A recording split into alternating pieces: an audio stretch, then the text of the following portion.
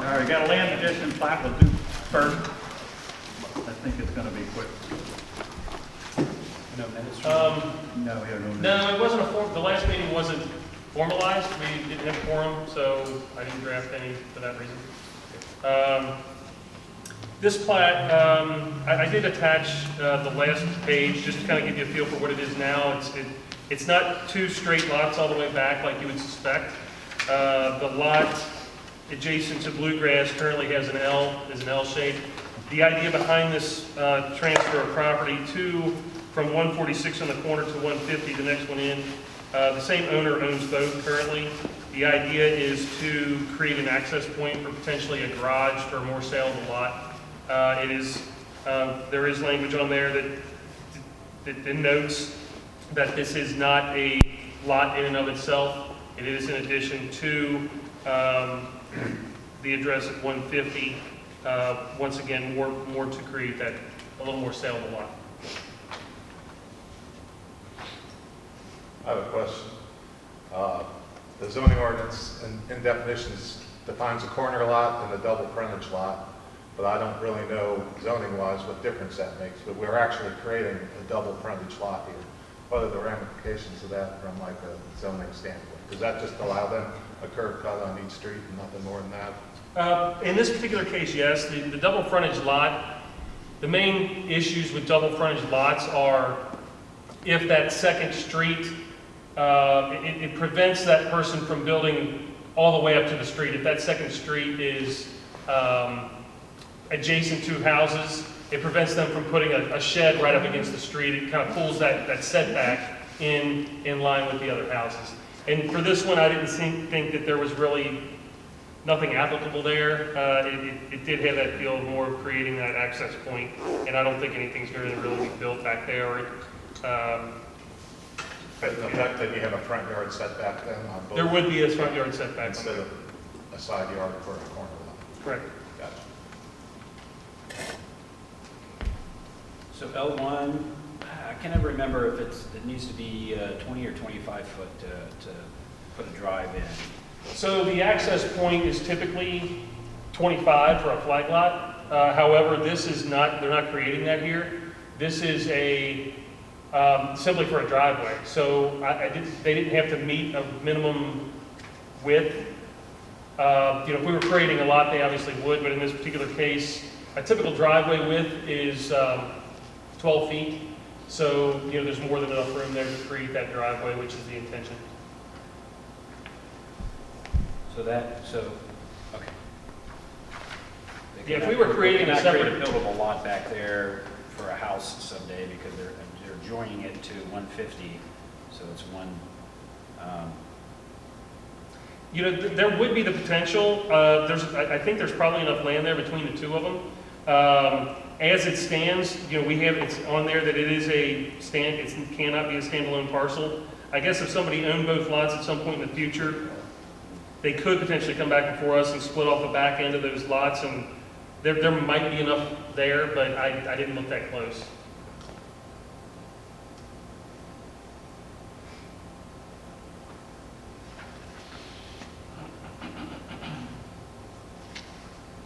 I'll make a motion to approve the land addition plat for Douglas and Hornsby I'll second without conditions. Second that. There's moved and second. We approve it. All in favor? Aye. Aye. Opposed? So ordered.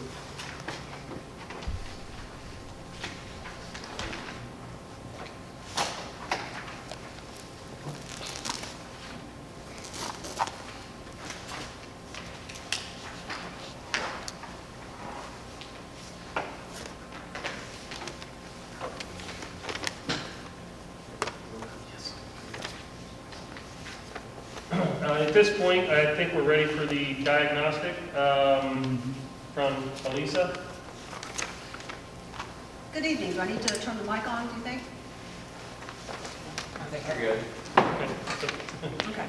Do this, if you can't hear me. Thank you.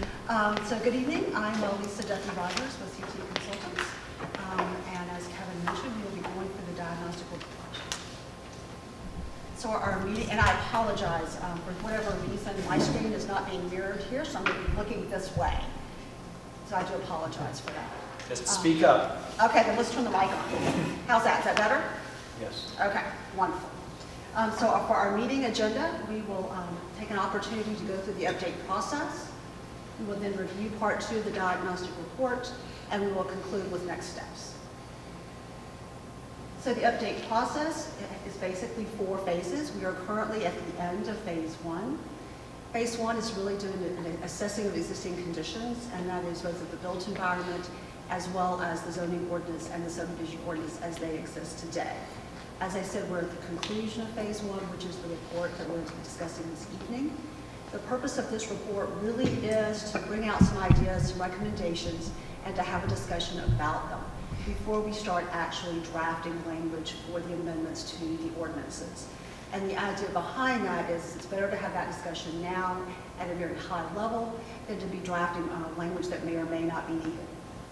After this, we will actually move into phase 2, which will be creating what we call the blueprint. And we'll be chunking the ordinance into sections, like we'll bring before you all the use districts and all of the administrative procedures. And at that point in time, we will be starting to develop ordinance language, but we will definitely make a point of pointing out differences. So for example, if we're changing setbacks within your single family districts, we will show what you have today and then what's being proposed. That will be phase 2.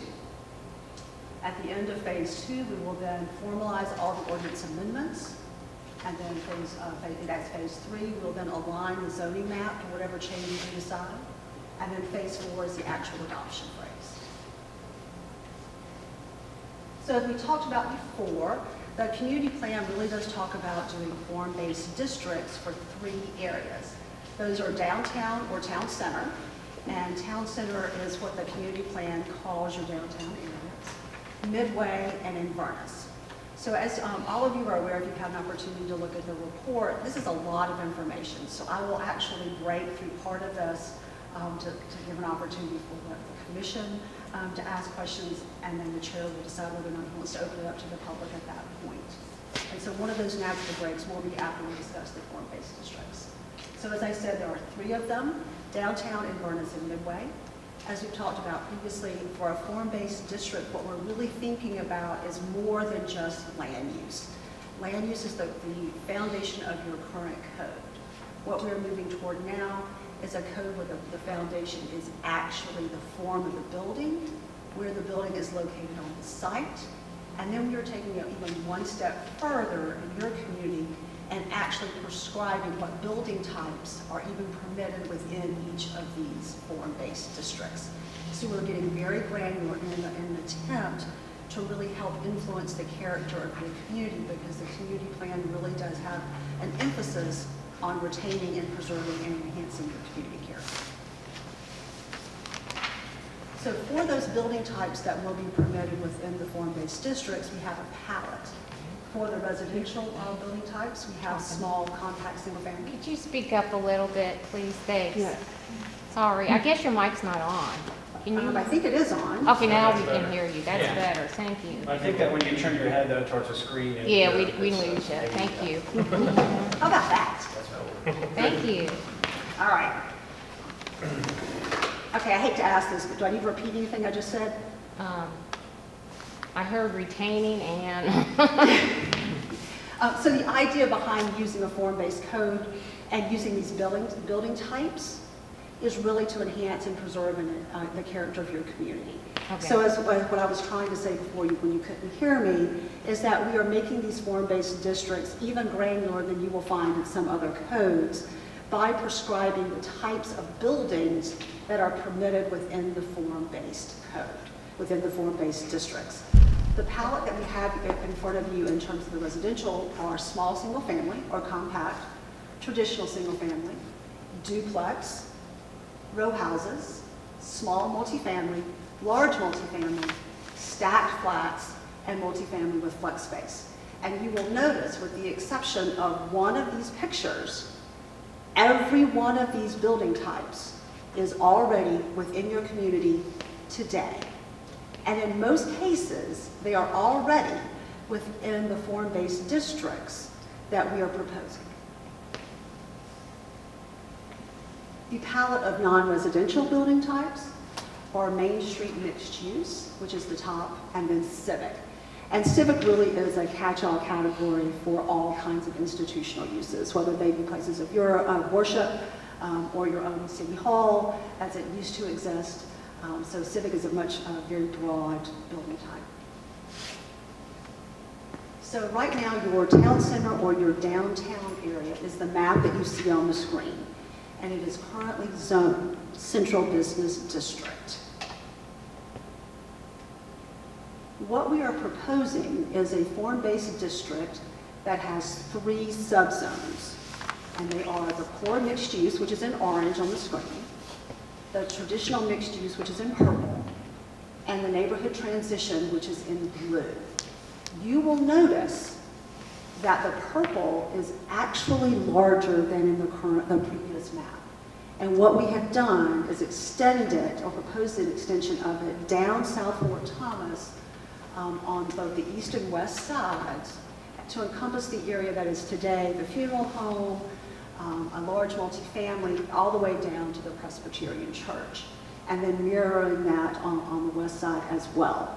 And the reason for that is because if you are walking that area, you very much feel like that is a part of your downtown.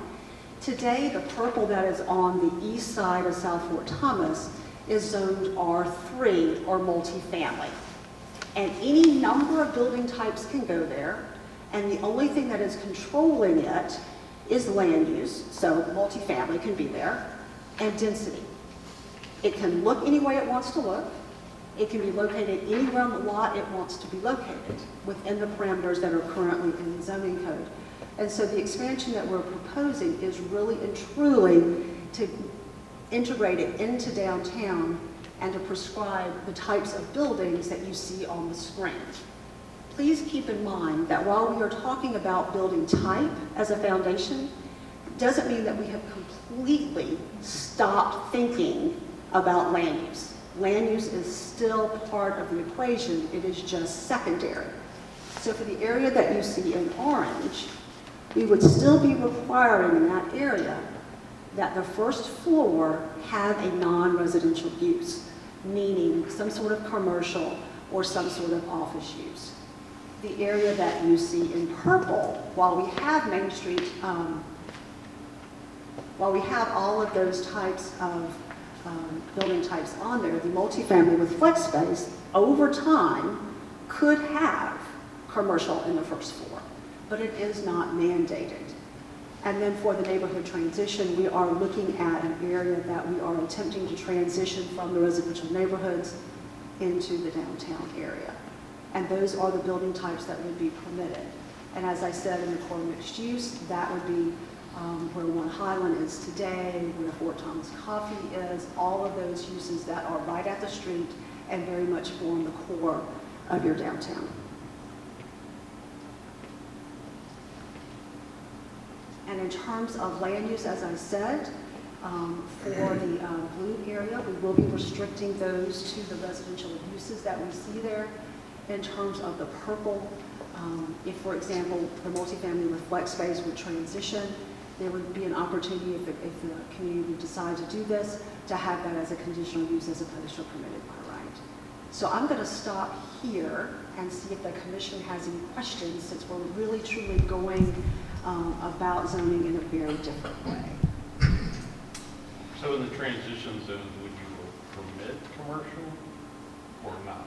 You know, our proposal at this point is not, but that's certainly something that could be entertained. But the idea behind it is a transition in area, and it really would not necessarily be appropriate to have commercial in those areas.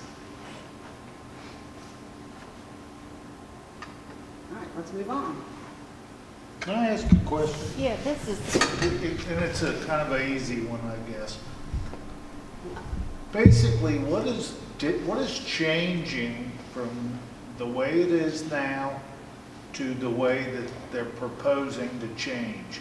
What kind of buildings can't be somewhere now that are going to be able to be there now? What is the... I guess my main question is, what is really the difference of what they're proposing to what's there now? So that's a twofold question. If I don't answer it completely, let me know.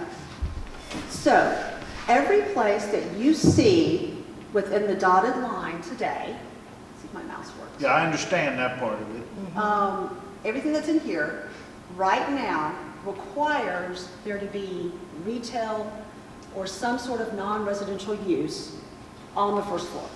That's a requirement in downtown today. And you were to the read it out. homes that are there now are just grandfathered in or something? So the homes that are there now, technically, if they are occupied as a single-family dwelling, are non-conforming uses. I see.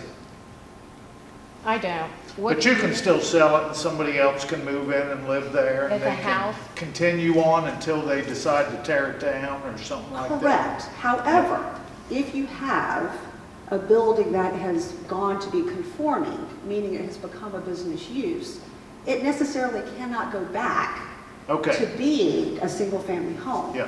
Why And- not? And because the current zoning today does not permit it. So that's why some of them sit there empty, because no one can go and buy a house, because people would love to have it as a house. What would be the reason why they can't do that now? Because it's a non-conforming use. And which So for area, example, the which home- areas, is it just the like orange colored area that you cannot do that in? And they're proposed. So today, I guess I don't understand your question. Today, if it's a non-conforming use, meaning it is a single-family home, and there is a case where there's a single-family home there that's occupied by a family. If they move out and an office moves in, at that point it has become conforming. It means it meets the zoning code. It can't go back to being a single-family home. And is that today? or- That is what's today. Okay, gotcha. What's being proposed here is that you can allow the single-family homes to exist as a building type as well as a permitted use. Gotcha. So you So could what we are take, attempting to do is two things. To add some flexibility within the code, because right now it's not very flexible. Everything that you see that's pretty much not this purple on the south side of town has to have non-residential on the first floor. So we are adding in some flexibility okay. in all of it. In the purple, correct. But so anywhere in the purple, you could buy what's there, tear it down, and build a brand new single-family home. If you chose to do so. Not If a the- single family. Yes, you could. In the purple. In the purple. Oh, okay, I thought you were talking about the CBD. No, this is the CBD. Okay. But in the purple, you could choose to do that. And that is a large change from what you currently have. Oh, you mean in the future, in the proposal you could do that? I thought Yes. you meant currently. No, currently, you cannot do that. Today, you cannot do that. If you choose as a community to accept the fact that this is a larger CBD with these subzones, any place that you see purple, someone could tear down a single-family home and put another one back and use it as a single-family home.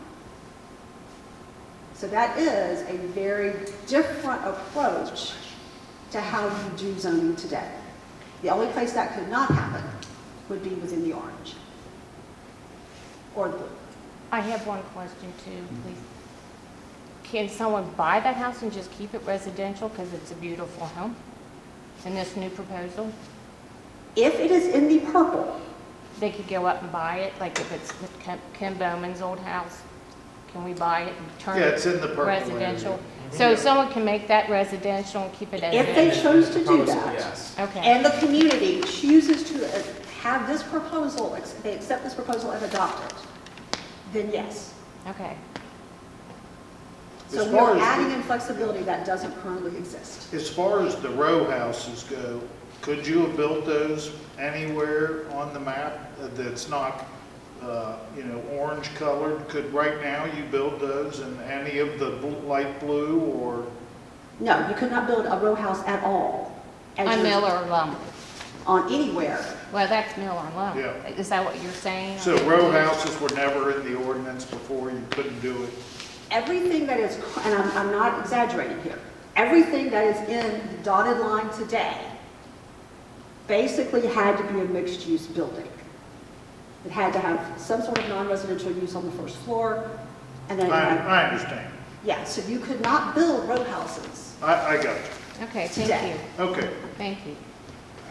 I just have one question, it's not so much about the building uses, but just in terms of geometry of the district. So where that purple is at the north end across from, basically across from the city building, behind Fifth, is that behind Fifth Third there? Yeah, Is that just the shape of that lot extends farther to the west? it does, yeah. And there is some topography issues there, but yeah, that lot goes all the way to the back. Okay, I was just curious, because the district border doesn't follow the lot. No, it does not. And so we're proposing that the new district border would follow the lot line? Correct, correct. And Kevin and I actually had a conversation. There are other places where, and this maps all came from PDS, from Planning and Development Services. And so there are places where clearly the line is not following the lot line, but we think it probably was meant to. Okay, that was my question, because it doesn't look like. But it does. here, the large purple one behind the bank, it just doesn't do that. And so we're proposing to go ahead and follow that lot line. Okay, so when the map amendment would be drafted at some point, then it would follow the lot line? Correct. That's all I'm asking. Yeah, yeah. Okay. All right. Until PDS updates that lot line. Yeah. Well, I guess, so that's a question. So would we, the city of Fort Thomas, update that and give it to PDS and, GIS? Yes. Here it is. Yes. We're not relying on them to do it, I guess. No. That's going to be a part of our responsibility, is Okay. to create those GIS shape files Okay. and then give it to PBS. Okay. That's going on. All right, Midway. This is the Midway as it exists today, and it is currently the Central Business District, also zoning. So everything, the whole conversation we just had about zoning applies here. So today, both downtown and Midway are both zoned Central Business District. We are also proposing 3 subzones here. You will notice that we have expanded the district to include part of Tower Park, and that would be the VA hospital, as well as Green Street, and that is in teal. In the orange, we have a core mixed use again for the Main Street mixed use and the Civic. And again, within the orange, you would be required to have some sort of non-residential use on the first floor. And then the blue would be what we're calling the contributing neighborhoods. You will notice that everything essentially to the southeast along Garrison and River and Shawnee is now a part of the district. The community plan has a large conversation about having neighborhoods that contribute to our downtowns or to Midway. It also talks about having a large number of diversity of housing types. So for all of those reasons, we are including these into the proposed district. The community plan also talks about the street that you see to the west, which is Southview, would also be a part of the Midway, because compact neighborhoods really do add to the vitality of traditional business districts. And so we are adding those into this neighborhood, into this district. We are adding the teal for Tower Park for 2 reasons. All the duplexes that currently exist along Green Street are non-conforming. So we just had a conversation about what that means.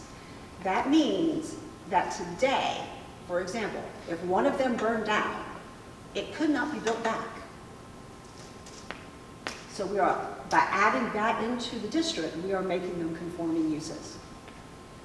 We added the VA hospital because the community plan talks about it converting to residential at some point in time if the VA hospital decides to go away. And so that is the one place, I told you that all of the pictures that we saw a few minutes ago came from places within your community except for stacked flats.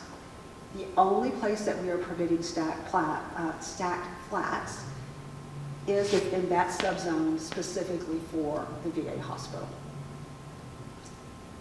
So for the contributing neighborhoods, the building types would be compact single family, traditional single family, duplex, again, because there are duplexes there today, and in many cases, they're non-conforming uses as well. Row houses and then civic uses for any situations where we may have civic uses. In terms of the core mixed use, as I said, a non-residential use would have to be on the first floor, and that would not be the case in either the blue or the teal. Any questions from the planning commission? Why didn't you include Grandview as a contributing neighborhood? It's not that different from Southview. We had I had a long thought process about it, and Kevin and Ron and I had a conversation as well. The housing type is a little different. The lots are fairly deep, at least on the north side. And so our thought process is that it was necessarily appropriate to do so. Certainly, if you think differently, we are more than happy to modify the map in I just that wanted way. your thinking on that because I'm you're sorry? not, I just wondered your thinking on that one. I mean, sometimes it's difficult when you start trying to think about drawing a line, right? Exactly, yeah, because you could go farther south on both sides of Southport Towns. Well, you could.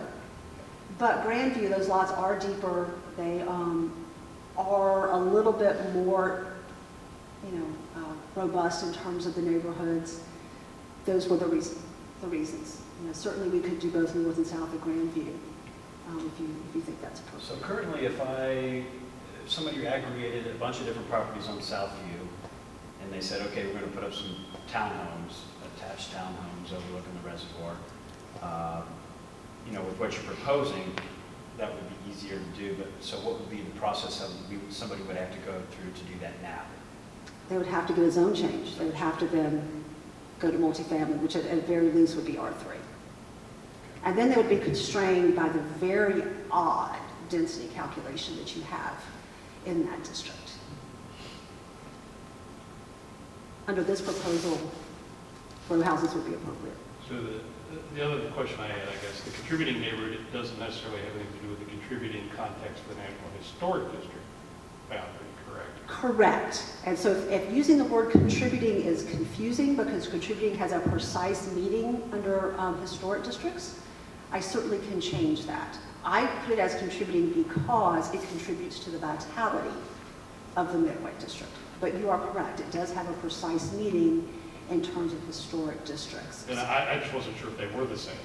No, they're not. They are not. I didn't think they were.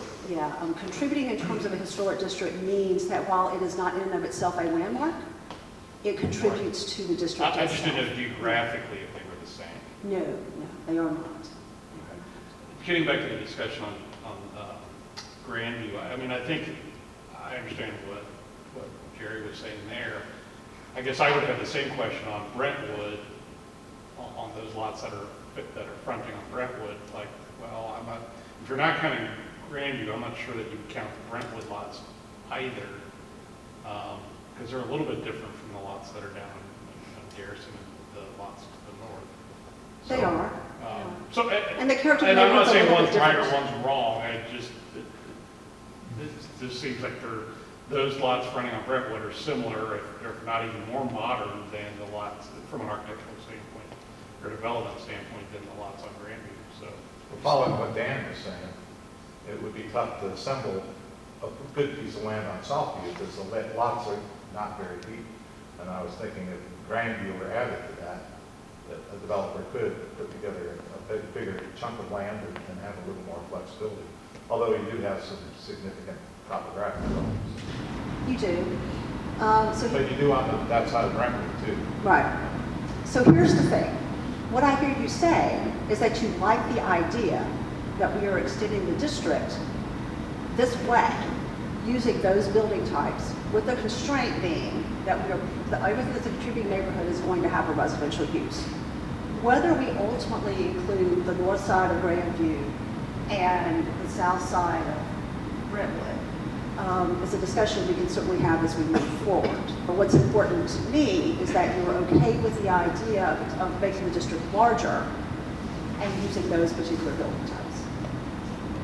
And then we can have a discussion later on about whether or not we need to expand the contributing neighborhoods for those. Does that make sense? Yeah, it makes a lot of sense. and I guess I have one other question, just in terms of the contributing civic use where the VA area is now. I guess I would be open to if in the future that, presuming that building goes away, which it could, that land would be redeveloped, of allowing mixed-use development on that side of South versus just strictly residential. For the VA hospital? Yes. So actually, if you read the text, I do say that it could have some small amount of mixed use, meaning that it could be a hotel, because there's some ideas out there potentially for it to be partly multifamily and partly a hotel, and then also to have some small amount of retail on the first floor. Okay, because, you know, in your list of traditional single-family row house tax classes. Now, keep in mind, and I know this is it's almost a paradigm shift, right? Because we're now thinking about building type and use, right? So we're going to have a separate list that says these are the building types, and these are the permitted uses. Whether they're permitted or conditional restricted, we can have that conversation later on. So we can permit the building type of stacked flat, and in this particular instance, say that some sort of mixed use would be restricted or conditional, whatever we ultimately want to decide. So we're having sort of a bifurcated thought process. You're permitting uses and you're permitting building types. And these are your uses, right? No, these are the building These are the types. building types. These are the building types. So I guess what I'm saying is, I would be open to contributing civic to a Main Street, or Main Street mixed-use building type. I would almost rather have that than a traditional single family with a VA hospital. So I would rather not people just go there and buy an individual building and just quickly have. So keep in mind, we are being much more granular than you have today, right? I don't think anyone anticipates the VA hospital going away. I would not be surprised. Okay. Because I believe that the VA has done assessments on that building, and it's got a lot of hazardous material issues involved in it right now. And that there has been some discussion of commissioning the building in Highlander. So I would not be surprised, actually, in the next 20 years that it's not, and it's not considered historic. I think it would be almost more problematic to redevelop it. And it doesn't front from Thomas Avenue, so it doesn't really have that civic presence. No. So, We can hear you. so in my mind, I would plan for the redevelopment of that property, not necessarily the preservation of the existing building. So could we make like Green Street contributing? Yeah, I agree with that. And then redefine the contributing civic to remove that traditional single family. Yeah, we could. That was actually going to be I my agree with what suggestion. you're saying. Okay. That was actually going to be my suggestion, that we, that's what it is. That we split this in half. Yeah, I agree. And we'll do the top portion as the blue, and we'll keep the bottom portion as teal. So that will get rid of traditional single family as a building type within the teal, row houses as a building type within the teal. We will leave the stacked flats in case the VA hospital does get reused in that Or manner. somebody wants to build something new, that's fine Right. too. And we will add Main Street issues. How's that? Yeah. Does everybody agree with that? If y'all will excuse me, I'm just going to take a few notes because I'm too old to remember this.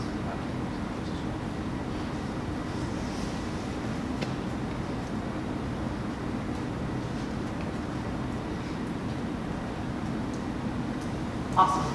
Anything else before we move on? Inverness. Is there anything that y'all want to say about the Midway area before we move on? It was pretty clear what you were saying. Okay, awesome. And again, I apologize if I'm having trouble hearing you. So unlike the Midway and downtown, the Inverness area is zoned general commercial. I can't tell you why, I can just tell you that it is. But we are proposing, as a result of the community plan, for it to be a form-based district as well. So unlike the other two districts, obviously this one's much smaller. We're only proposing 2 subzones. One is the orange, and it is the neighborhood commercial mixed use. And that is, would have a Main Street mixed use and a civic building type as well. And in the orange, like in the other 2 districts, we would have as a requirement as first floor non-residential. Obviously, all the existing buildings that exist within that upper triangle that is orange, or only first floor at this point in time. This will be the only situation where the Main Street mixed use will allow a first floor building, because we obviously think those buildings should be retained. The purple area would be the residential mixed use, and the only expansion to the district would be that triangular parcel that you see on the extreme eastern edge over here on Rock Boy. That is today a multifamily building that again is non-conforming. So you can see the theme through this. We're attempting in many cases to make as many things conforming as we can. The idea behind that is if something is non-conforming, it's very difficult for people to invest in it. So for example, sometimes it's very difficult to get a commercial bank loan if your multifamily structure is non-conforming. So therefore, it's difficult to invest in your property. So the only expansion we're proposing for this area is that triangular portion to the east. And so you can see the building types that are being proposed. In every situation, they are representation of what is actually on the ground today. Any questions about Inverness? I have one question. The purple on this map is different than the purple on the central business district? The use is different? It is, and that's because the palette of colors that were available to me on the map were limited. So in the central business district, they can build row houses, and in the south end, they can build row houses, but here they cannot. Correct. Why is that? Because, as I said, we are attempting to preserve much of what is currently there in terms of building types. And you don't want to You don't preserve want- it where it is in the other In areas? the center town, where we live, which we like, I mean, why is that? I guess what I'm going to translate what they're saying Okay. here is like there are no row houses in the central business district, Yeah. and to preserve the image of the central business district, it is kind of counterintuitive to allow a business or structure type that isn't already there. So there are proposals, for example, to have row houses in the existing strip center that is on Highlander, for example.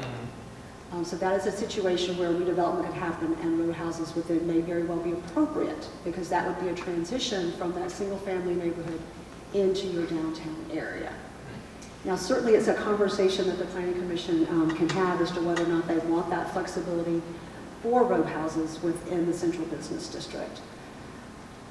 It almost seems like in the nice area, they don't want them. Yeah. And in the bad area, Yeah, they're going to it's allow okay, them. I don't yeah. understand that. We don't.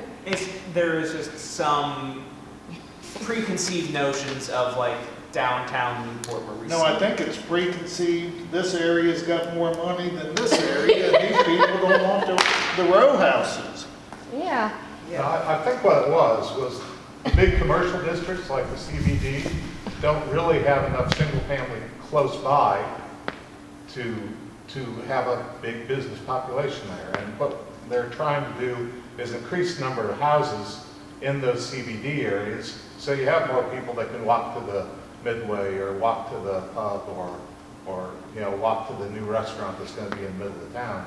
I think that came out of some of our plan, that we're landlocked. We're not going to have any more land here, and we are looking to try and increase the housing density to increase the population to be able to support the commercial we have, because the commercial we have isn't doing really well. And the only way we can really help them out is to increase the housing stock, which row houses take up less space than a traditional single family with side yards and backyards, big backyards and big front yards. So what about like the 915? Don't they deserve to have a bunch of people crammed in there next to it to help their business? I think it is mostly residential around there. Well, it's Yeah, but they everywhere. could cram even more in if you put the row houses in. Well, no, You could right. do- This district permits your large multifamily. I mean, your Just not the row house. I mean, we got. row houses would have less density than a large multifamily would. this is kind of still fluid, right?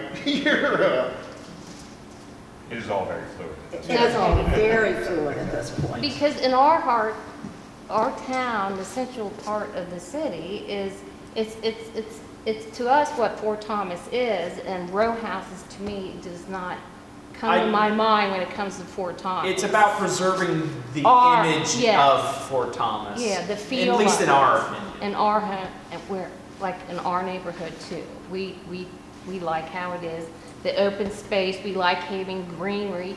You know, we already have that stuff, but up to the sidewalk on one side, and it kind of evens it out that it's open and more area and land on the other side, and I think that's part of the charm that we've come to love about that part of the town.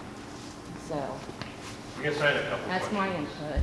Just again about the boundaries. So Well, real quick to your point, I feel like there's a lot of things that could happen with the land that's already in the code, and it would be less desirable, I think, than what they're trying to move us towards.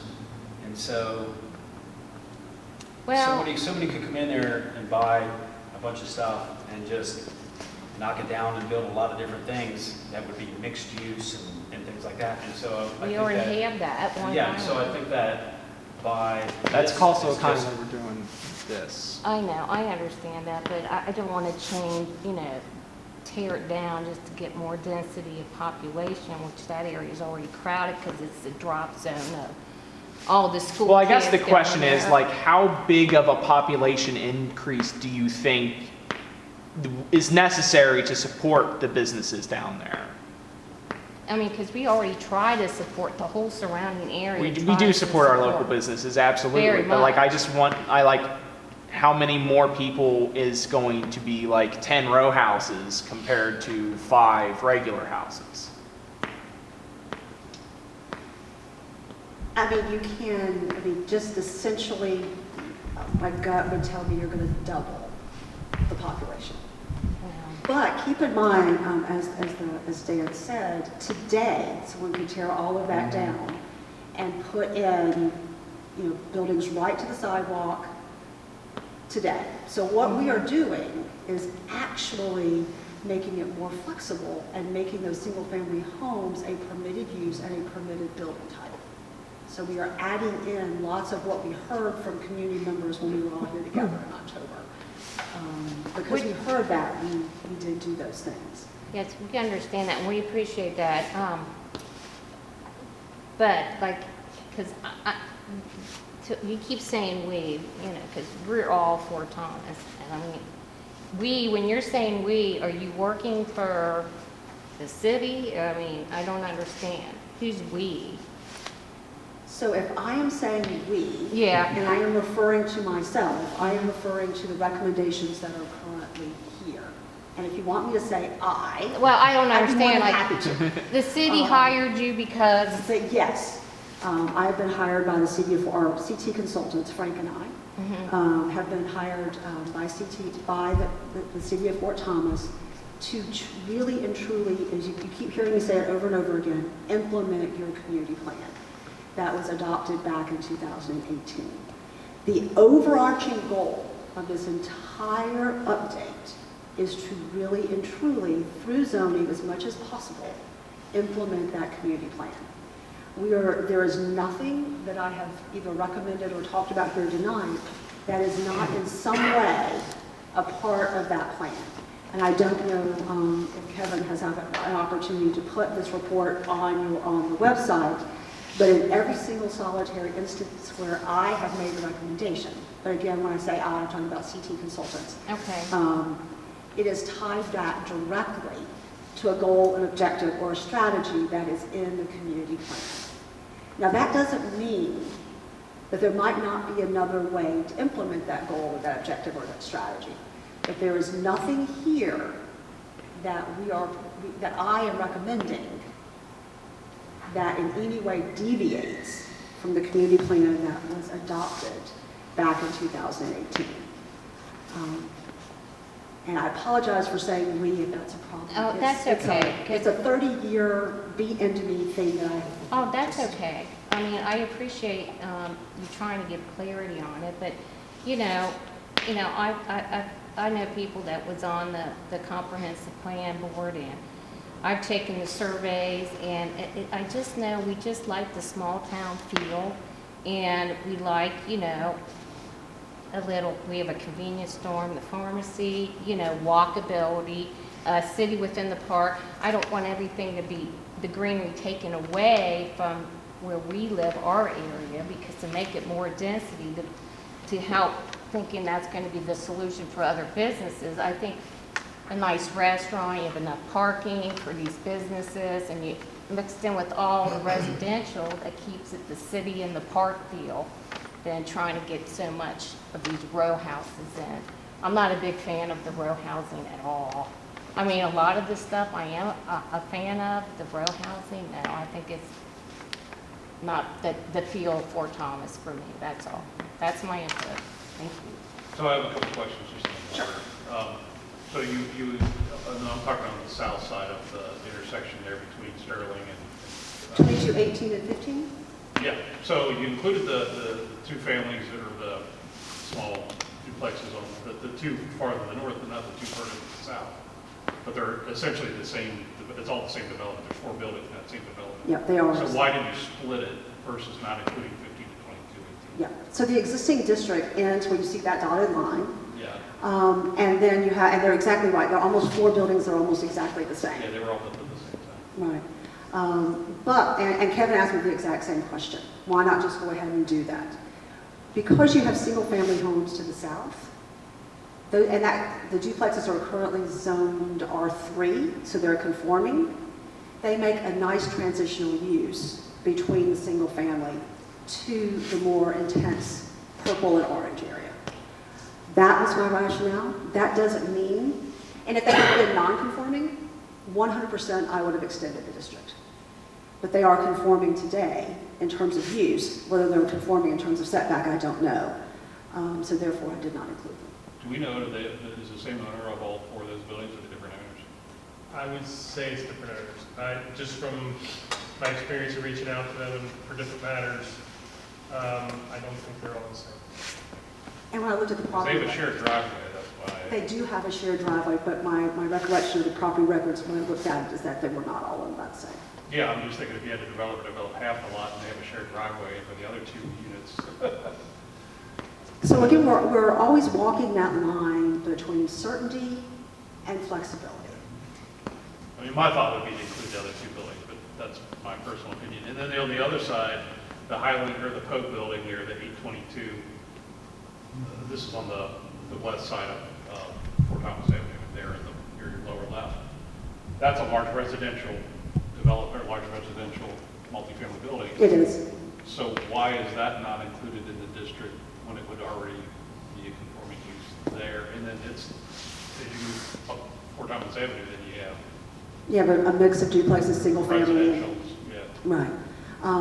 Again, I'm more than happy to start extending the boundaries. And obviously I looked at that building. It is a building type that would fit under large multifamily. The building itself is not nearly as nice as the large multifamily that you see on Knobboy or some of the ones that you see Understood. Closer to downtown. But more than happy to extend to 822 and the 22, 18, 15 in purple if that's something that the commission would like. I mean, I'm just thinking if someday that building would be redeveloped or renovated or something. Why not go ahead and prescribe the building type? I mean, Right. that's your thought process, I think. Yeah, why not provide that? It's because it is kind of more of, in my mind, it's more akin with the Inverness district than it is with the flooding residential. No, I can see that. What does the rest of the commission think? All right, so we'll do that. What do we think about 22, 18, and 15? So those 4 structures are owned by 3 people. 22, 18, and 15 are owned by the same person. 22, 14, and the other one are owned by separate. Yeah, I'm just thinking they have a shared access. They're all, I mean, architecturally, they're all identical. They are all identical. Yeah, they are.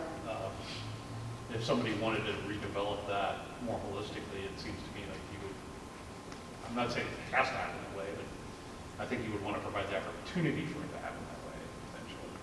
All right, well then let's extend the district that way. Again, this is all very fluid. And I was wondering why, I mean, is there a separate, is that an R3 there for just those two? Yes. parcels? So that's. No, it extends to 822. Yeah. It just seems kind of But it is very, gerrymandered.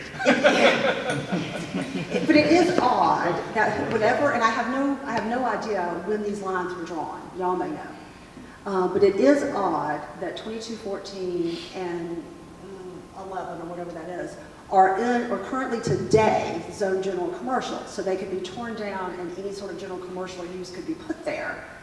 And then 2218 and 15 are then zoned R3. It was an odd place to draw the line. That's what I was thinking. And R3 does extend to the southwest along North Fort Thomas Avenue and down Memorial as well. It does, yeah, it does.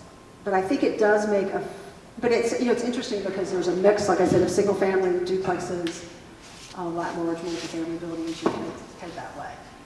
So, I've got a couple questions. If it doesn't seem like it would be appropriate where like 834 is there, the bottom left, if that building should be burnt down or something like that, does that mean that I can build a single family house there?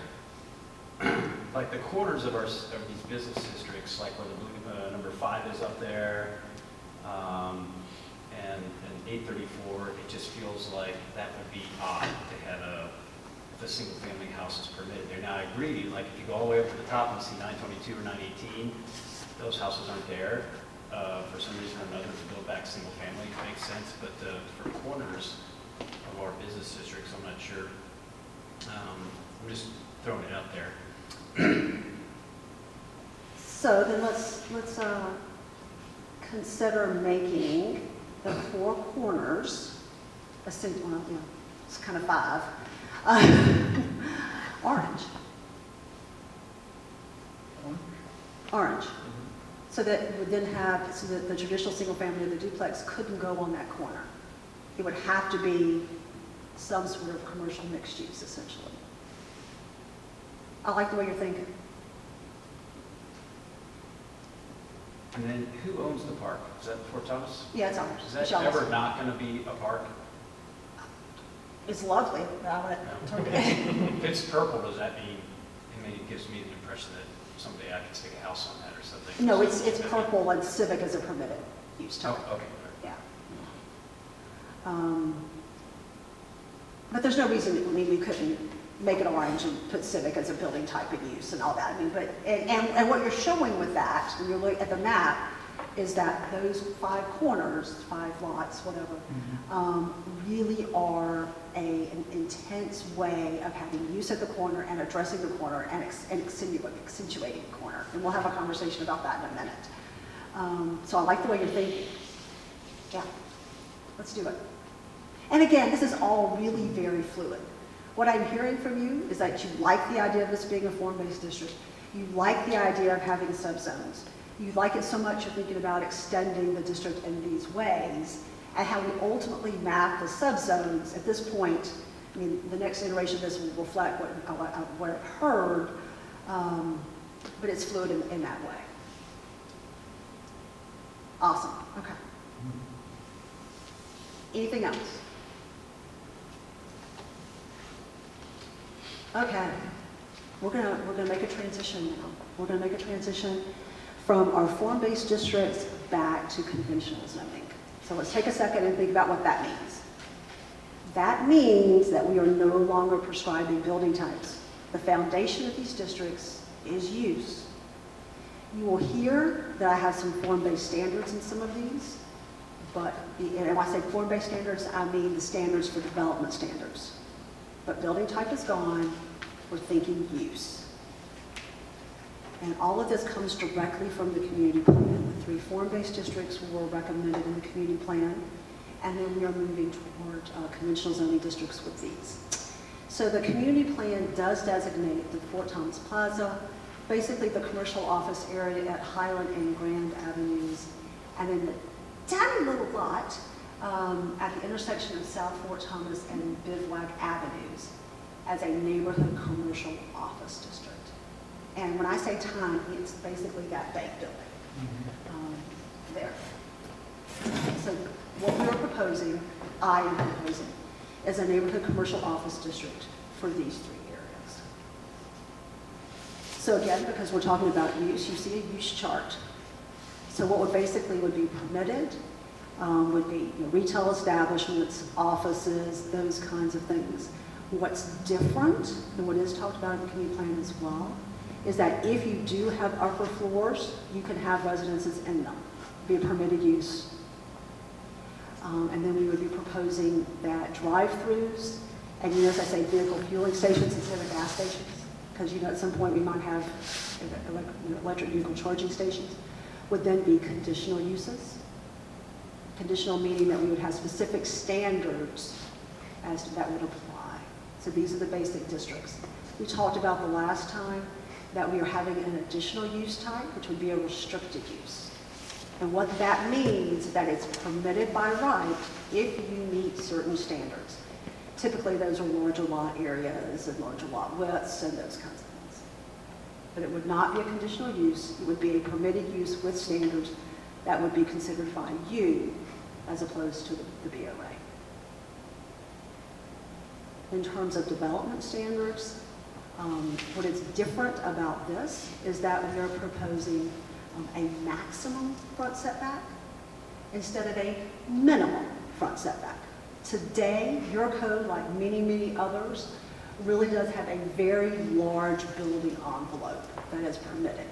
And as long as you sit anywhere within that building envelope that's established by minimum setbacks, you are fine. What we are proposing here is a maximum setback. So they can go anywhere on the lot up to that point. The reason we do that is because when you have a minimum setback only, as I said, you really aren't prescribing very well where the building can go. And as the community plan talks about, we very much want to create places. We don't want to create things that people are passing through. We are trying to enhance the public realm, which in most cases is the street. And so what we are proposing is that for any substantial renovation or for any new construction, you have that maximum setback. In addition to that, we are proposing a minimum height, something you probably never even thought about doing. So if you have a building, it has to be at least this tall. Again, the reason we are doing that is to create a place to then have a building that starts to form a part of the public realm, which you can do with a building. You are actually filling in negative space. So I have a question about that. Sure. So essentially you're requiring 2 stories. So are we requiring that the second floor is an occupiable space? So you'll notice that I did not say 2 stories. I understand. The reason I asked the question, so Carmel, Indiana has the same requirement, essentially. So you have all of these buildings with a fake facade that sticks up 10 feet above the actual building. And I know what the intent is, but it doesn't work. And so that would be my concern, is that somebody to meet that minimum 24-foot height is just going to put up some architectural facade to meet the requirement where it's just decoration and it's not truly a space. It's not truly not truly functioning as a 2-floor building. Right. And so that I understand the intent. I guess I just don't want that result. Is what I'm concerned about. So we're walking that line again between flexibility and certainty. We're also attempting to eliminate, these are areas that we potentially might want to see redevelopment. If you start requiring 2 stories, saying 24 feet and 2 stories or whatever else, you are putting potentially a barrier in front of someone to redevelop. But you are correct. You could end up with one of 2 things. Basically, a story here and a fake front. That happens. You could end up with buildings like where I'm from, where you have a very large, tall portion at the front of the building, and then the building tapers back. So it's not a fake facade, but it is only a 24 feet at the front of the building, and then it slips back. I am more than willing to do a couple of things. To get rid of it, to require stories, but understand If you think about the width of where these are in terms of these streets, if you have short, squatty buildings, all you're going to see is short, squatty buildings. Even though we are saying there's not going to be any parking between the front of the building and the street, you are still not forming a place when you do that. You're forming a squat building with a really wide street. I mean, I understand the intent, and I guess like the guardians, it's not guardian savings, but whatever the bank and the doctor's building is there, bivouac, do we know how tall that building is? Do we have an idea? It's 1 story, so I'm going to guesstimate it's less than 24 feet. It might be 18, 20 feet. Yeah. I think it comes down to how you define height, because I would not think a 12-story, 12-foot high building with a 24-foot high facade on it is a 24-foot high building. I If we wouldn't could either. define- There are places that would, and that's why you end up with what I described, right? If A we could taller define front. height as the entire building or something like that. Now, keep in mind, so if your point is that that building would be non-conforming, potentially, I would like to recommend to you that you would then be able to, as a commission, allow that non-conforming condition if someone wants to add on to it or renovate it or whatever else. You have probably already figured out that my value system, and this is very personal to me, is that we don't create nonconformities if we can help it. And we try the nonconformities that we really think don't need to go away, we make them conforming. So we will have changes to your nonconforming regulations that, for example, if someone wanted, because right now I think that building's for sale. If someone wanted to renovate this building and you had a minimum height, they would be permitted to do so. They would not then be tripped over or fall into a situation where they couldn't do that because of the nonconforming regulations. And I hate to go into that sort of detail right now, but I think you probably need to know that that's something that I will be recommending to you, and it was actually in the part 1 that we discussed last week. So, the minimum height, I mean, as we talked about previously, I mean, this is a number on a chart. You don't necessarily have to make that decision tonight. The things that we do need to make are the uses basically okay? Are you okay with me making this a district that aligns with the community plan for these 3 areas? And is the idea of a maximum setback okay? Those are the things we need to think about. So you were saying that the vehicle fueling would be a conditional use or permitted use? Be a conditional use. You can see it here, just see. Because one of the other issues that potentially could come to fore, especially like at the plaza, is somebody puts a charging station in every parking space and it charges you $10 an hour to charge up your car, and you have cars just literally down there to charge. So- And so that is a concern that I would have in a large commercial surface lot, not immediately, but a decade down the road, I can see that happening. I don't think that's what we want to have happen. And I don't think you're going there for what you're doing, but I'm just saying, as a long-term issue for any surface parking, there's been, in some of the APA circles that I've been part of, I mean, there's concern about people, instead of doing surface lots for just parking or anything else, a large retailer, your shopping malls, anybody that has a large surface lot, that they're going to put a charging station in every spot and rent it by the hour, charge. So that's easily overcomable, Right, right. And It's I'm very just saying, easily so overcomable. we don't want that eventually. I mean, even today, because the parking lot is defined as an accessory use for the businesses that exist Right. today, not a separate business. Well, and so there's the other flip side of that is a lot of people express concern about developers coming in and doing tear downs just to build surface lots for charging, for vehicle charging. So that's something down the road. Like I said, I don't think it's an immediate concern right now, but a decade down the road, I think it's going to become more and more commonplace. Well, let's just, we're doing this as a conditional use. We will have, unlike your current code, when we say it's a conditional use, you're going to have standards. Some of them are subjective and some of them are objective, right? So the objective ones would be lot area, lot width, or whatever else. But we can add into it a condition that deals with that. And we can do it today so that 10 years from now, it's not something you have to deal with. Because, correct me if I'm wrong, Kevin, right now we don't have any regulation on exterior charging, right? No, Like any business today could put up a chargers up in the parking lot. Yeah, I don't think there's anything there at all that references it. Yeah, I mean, it's not something we need to deal with now, but I think at some point over the next few years, I think it's something that probably needs to be. One thing that we're doing as a city Thought about. is, in preparation for that, is we are putting in conduit in certain areas with the parking lots. To allow for it to happen.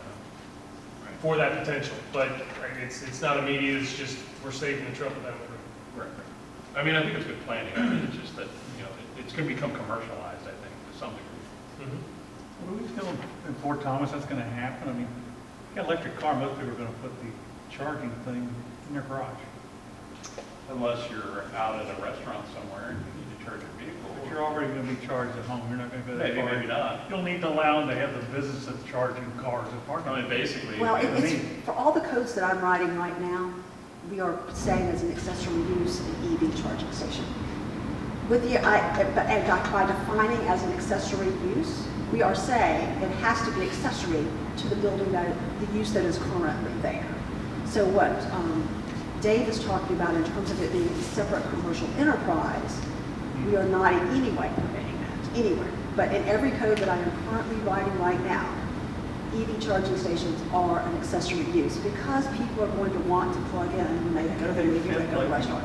The Newport Shopping Center with the gambling place down there, a huge parking lot, they get segregated a section of that for that. Because it's a much bigger area, much bigger. I'm saying, does Fort Thomas, as small as it is, do we need to really worry about that?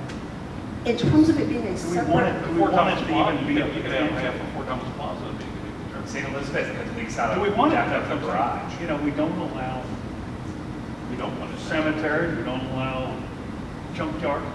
Sometimes you just gotta say no. and that's what I think Dave is That's what I'm saying, saying. is that he does not want to I'm do not arguing that. for it, I'm just saying. But if you just take it out of there and say you can't have them, Well, I think we want to have vehicle fueling stations. You want to be able to have a gas station. But we can say, as a condition, that it cannot be a principal permitted use on a lot to have only EV charging stations. That is something that is easily doable today to deal with that concern. The private industry will and is placing charging stations on their properties as a benefit to their customers. Yes. And that's as a conditional use if you that allow will it, be permitted. if you allow it. I think we have, there are very few things I'm going to be adamant about, but we do have to allow it as an accessory use to a restaurant or a movie theater or whatever else, because it is. The hospital. To the hospital, because people are going to want to. Where are we thinking about making provisions to at least run conduit? Where in the city are you putting this conduit so that you can So potentially we charge? required, obviously, the lot behind 18th North, we're considering, but, when we resurface, putting a few conduits in there for that, and then behind one Highlander as well. Just to accommodate it. Doesn't mean we're going to put them in anytime soon, it's just planning ahead while we're doing this. Do you pay for that or is it free? That's up in the air yet. In all likelihood, it would be paid for. You'd have to put a credit card in or swipe to take that parking spot. We wouldn't provide free charging for people. Yeah. Yes, and remember that a lot of people in Fort Thomas don't have garages to house their charging station. Some of us don't even have driveways. But I don't think anybody's gonna drive their electric vehicle down there to charge it up. They're just not gonna buy an electric vehicle if they don't have a place at home. If they don't have a place at home, they're not gonna buy one. I'm not gonna put a plug on the outside of my house, I can tell you. The whole neighborhood will be charging at my place. My Tucson out there costs $6,000, $7,000 more if you make it electric versus. So I don't think we need to drive it on. decide this I tonight. understand, I just want to bring it up. I do think it is perfectly appropriate to have it as a condition for a vehicle fueling I station. think so. I think that's perfectly appropriate. I think we have to allow it as an accessory use for all the things that we've talked about in terms of uses. Beyond that, we can continue this discussion about use as we move forward. Can you go back to a couple of years ago, we had an adult daycare that wanted to move into a neighborhood commercial district. And the businesses there didn't like it because they didn't think that the people there would be using their businesses. You know, it didn't add to the whole synergy of the thing. We've got institutional uses there, but it's restricted. Can you tell us what process they would have to go through? It's not a conditional use, it's a restricted use. How does that go through? Yeah, so for restricted use, as I said, it would essentially be a permitted use if they meet certain standards. So therefore, it would come in front of you instead of going in front of BOA as a conditional use. What kind of standards would that be? So typically, for institutional uses, it's larger lot area, it's larger lot width, and if it's in the case of a church where the playground has to go for the kids and those kinds of things. We need to probably have a conversation about the type of thing that you are talking about that's currently in Fort Thomas Plaza as to whether or not, when it is a part of a multi-use building or multi-use development, whether or not it is restricted or conditional. Because we can define it separately and make it either conditional, permitted, or restricted. And you are not the first person who brought up to me that particular use is a concern. So I'm going to note that is still a concern. We'll continue to have that conversation as we move forward. But as we talked about a lot tonight, the use is there today. So any changes that may come as a result of this, that use will be able to continue even if y'all decide to make it non-conforming. As long as it exists, it can continue in its current state.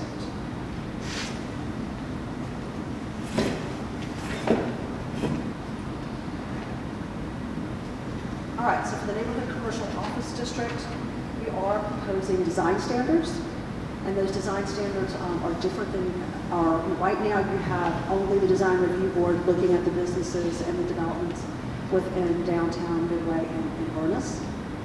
We are proposing that there would be subjective and objective design standards for the neighborhood commercial office district. The design review board would be empowered to look at that.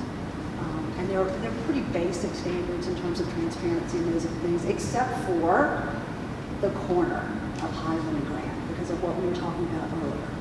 Really and truly accentuating and creating a sense of place has to happen at corners. And so there are some very restrictive standards that we're proposing that are in the packet for that particular location. All right, so here's the toughest thing in some ways that we've talked about tonight, and that's incentivizing gathering spaces or gathering places. The community plan talks about that that's something that's really of value for Fort Thomas. And it really has become much more for many communities because of COVID. Having those outdoor usable open spaces is something that many, many communities tried to get very quickly during COVID and are now trying to then keep as we hopefully move out of it. So one of the ideas that's in the report is that we forgive the first 5,000 square feet of a building and not require parking for it if they provide at least a quarter acre of usable open space on a development. First thing that's coming to your mind is, where might this happen? It might be Fort Thomas Plaza, right? It's a very large space. You could create a really nice new redevelopment site there with a wonderful gathering space. And this is really just a very small incentive. Like I said, for that first 5,000 square feet floor area, you would not require parking. So it's very small, but it does tell people that this is in our community plan and this is something that we value. So I'm throwing it out there. You can tell me it's a really bad idea, scratch it. You can tell me that there's a better way to incentivize gathering space places. People do it through increased height. They do it through a change in the process. Or we can just scrap the whole thing. What are your thoughts? What was the quantity again, the outdoor gathering space? Quarter of an acre. Could you do it on that top? Is there enough? I'm just trying to imagine, other than the plaza, other places that it could be done where we. I think that, so the top, that space is about an acre, if I remember correctly. So really and truly, for these three locations, the plaza is about the only place. About 100 feet by 100 feet, a quarter of an acre. We don't have to decide this tonight. Yeah, I mean, I think it's a good idea. I would almost even argue that in a smaller scale, having the ability for, even like there, the bank building at the top, could they eliminate one or two parking spaces, just put a big table outside in the parking lot to eliminate a space, if that space is converted to a gathering space. But, or even the building there on Highlander. A lot of the cities now are allowing businesses to apply to put a temporary parkette there by eliminating on-street spaces fronting that building, assuming that there's not a traffic issue there. Or if the sidewalk's wide enough, allowing them to occupy the right of way with temporary outdoor space. And I'm not sure what our regulatory environment is along those lines right now either, in terms of allowing temporary use of parking, on-street parking for gathering space, or the sidewalk or the right of way. We do have, obviously, in our central business districts currently, an outdoor dining requirement that would have to go through the design review for permitting that. We haven't really delved into, expanding into parking spaces or anything like Cincinnati has. It hasn't been requested, and we haven't really got that far. But it is part of design review as it relates to, those outdoor dining spaces. And I would think that would probably remain, or we'd like it to remain. I mean, I would be okay, honestly, if somebody would want to take away a couple spots, as long as they can demonstrate it was safe, and it's a need, there's a need, and there's a commercial purpose for it. Yeah, we haven't really had that request. I think, I don't think. And I wouldn't force anybody to, I'm just saying. Right, I mean, at this point, it would be turned down by myself if it was requested. But if they wanted to proceed and go to council and perhaps modify that document to expand that outdoor dining, they could possibly do that. But, I haven't really thought about that. I think, the area that comes to mind first and foremost would be Midway, and it probably would be unsafe to do so out in those spaces. Right, I'm not saying that being guaranteed right, but I'm just saying. But there's certain areas that, perhaps that could be considered. A quarter of an acre seems awfully big. I mean, there aren't too many people that could even take advantage of that. That's what I was thinking, How many parking spaces would 5,000 square feet require? It's going to depend on the use, but roughly, divide that by 300 square feet for your basic retail. So that's roughly 16 spaces. Mhm. 9, 18, and 12 is 30.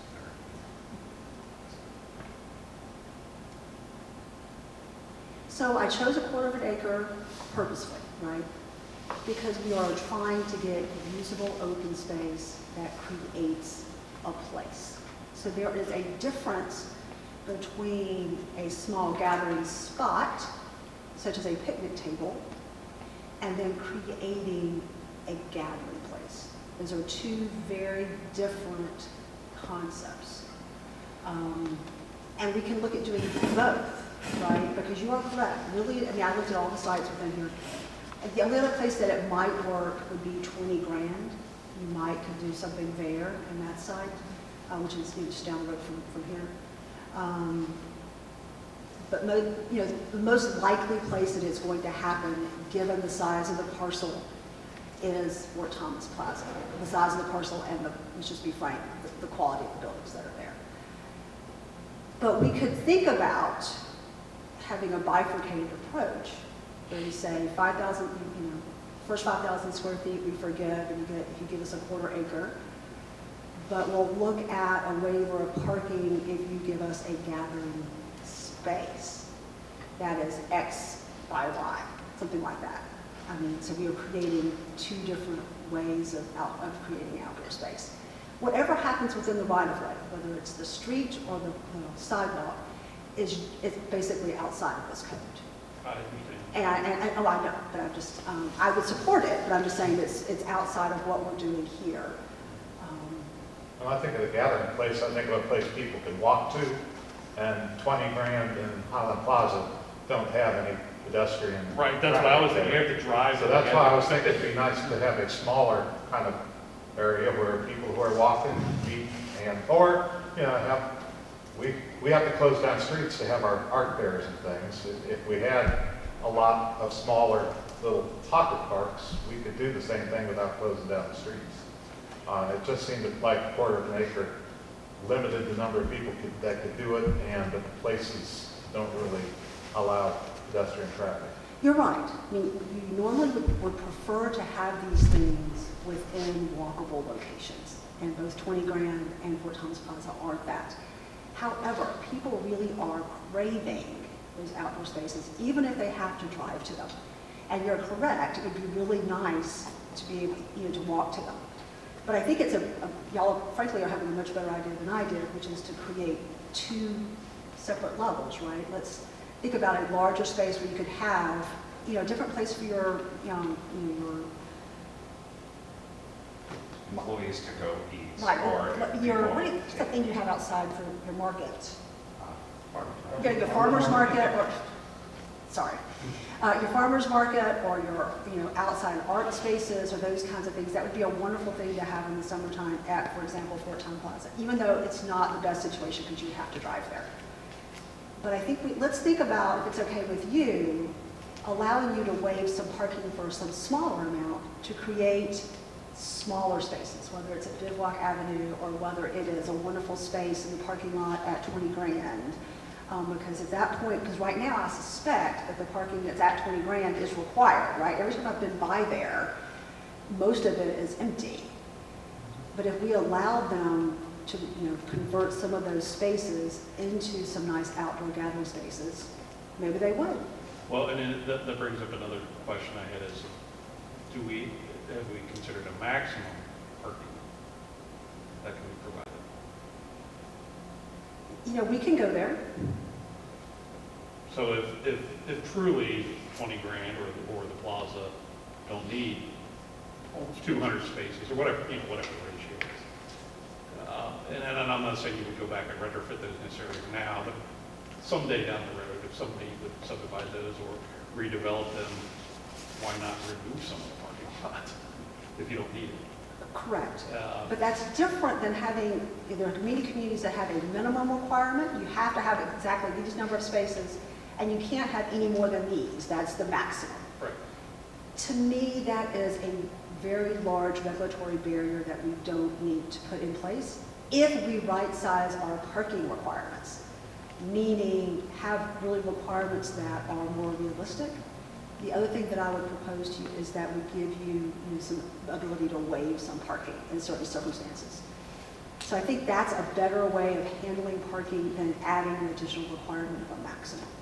Yeah, I guess my only concern is that some developers just pay because it's just easier.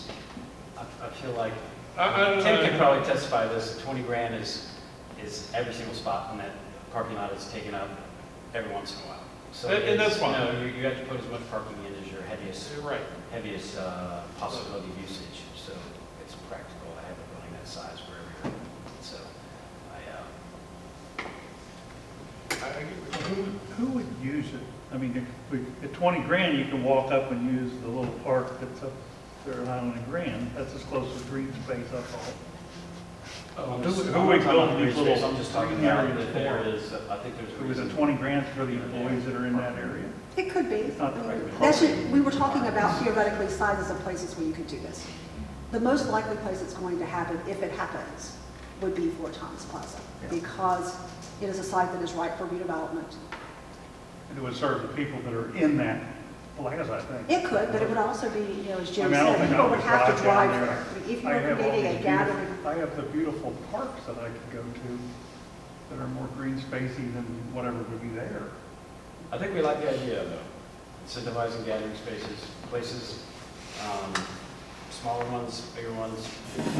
all right, we think it's a good idea, and we'll figure out exactly how we're going to do it as we move forward.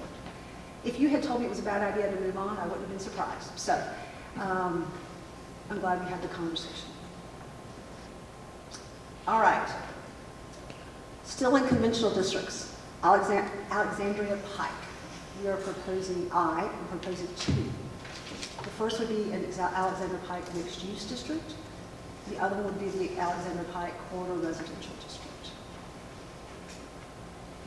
For the mixed-use district, essentially it is replacing what you currently have today as general commercial, industrial, R3, and professional office. You have all of those districts in all of that area that you see as orange. What it creates is a mixture of use that is mind-boggling and confusing to everyone.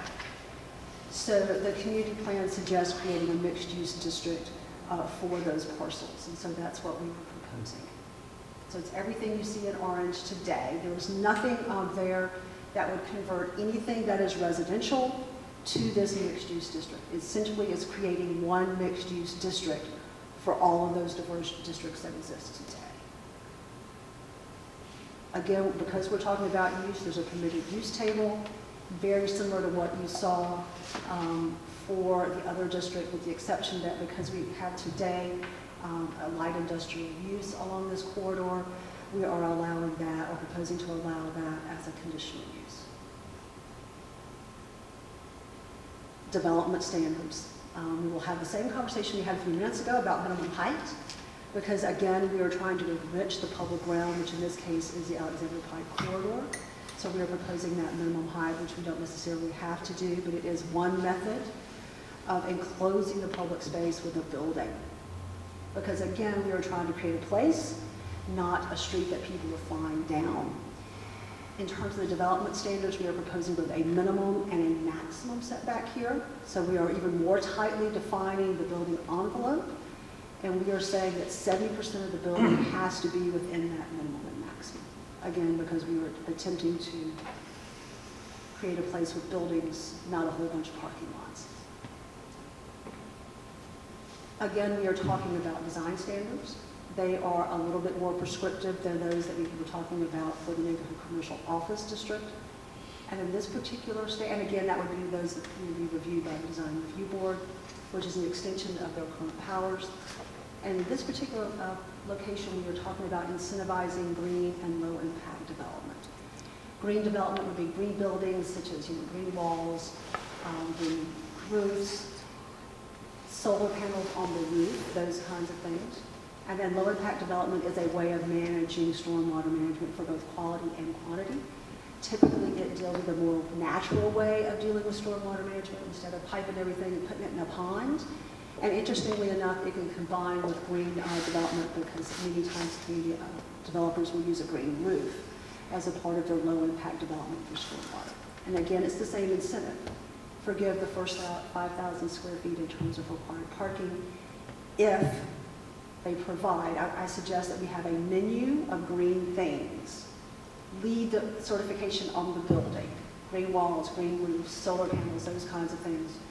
And if someone would provide 2 things off that list and or meet LEED certification, we would then forgive or exempt the first 5,000 square feet of parking. So same discussion. Bad idea, good idea.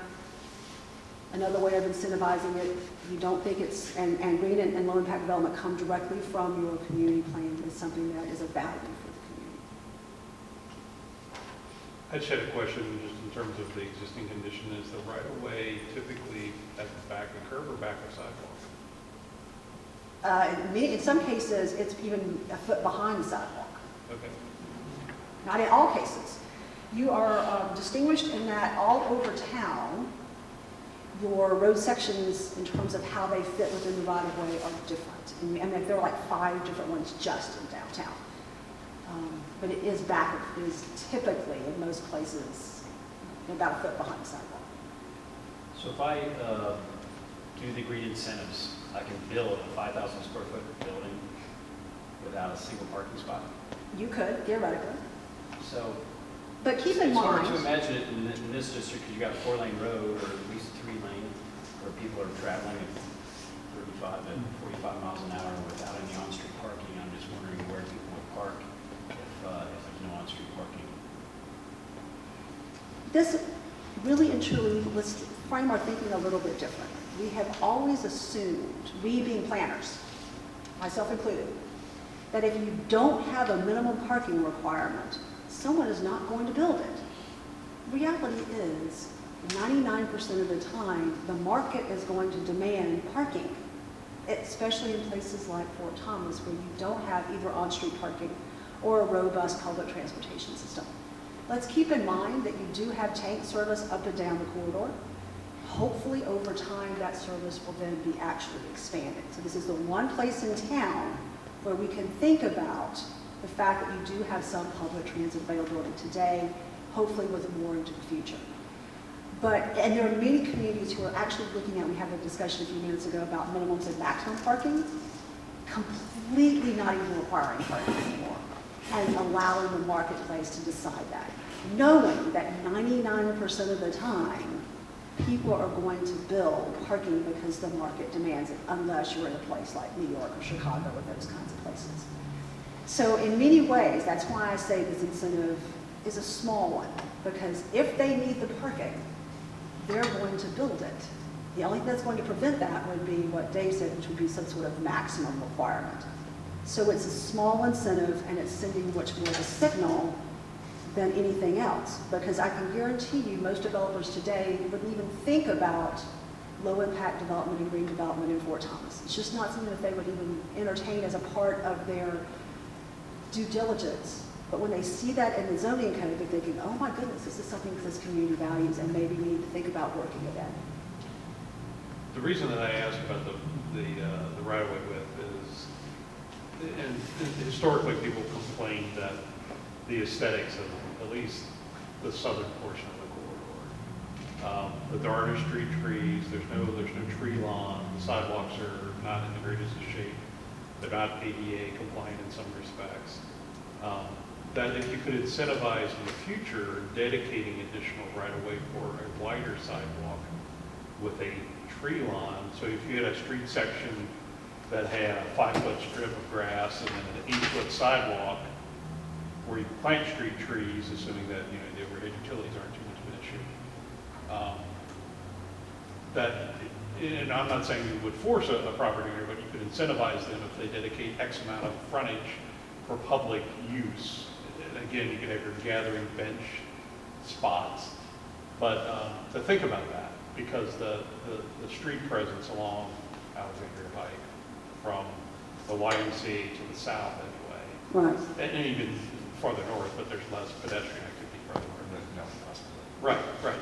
But at least allowing that to evolve over time where you could incrementally improve the street frontage along that corridor, I think would be a good thing. So two things.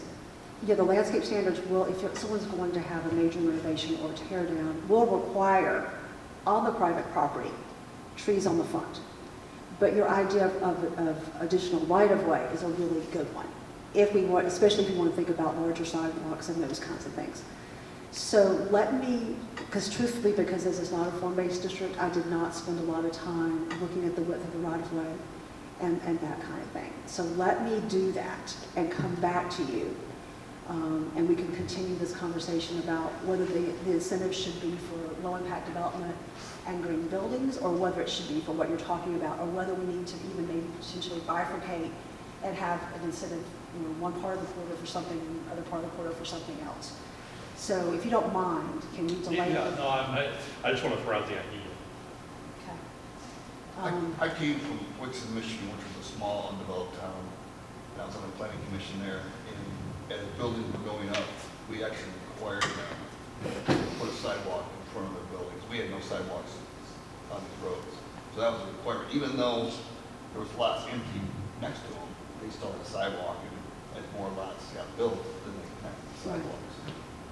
And that is very usual. And typically it's done within the right-of-way correctly. I mean, even though it's off their property, it's done within the right-of-way, and that's a normal requirement. What is not a normal requirement is what Dave suggested, which is that they actually dedicate additional right-of-way in addition to, adding to the sidewalk or whatever else. But like I said, I have not looked at that closely, but I'm more than willing to do so. That's probably harder to get the right-of-way.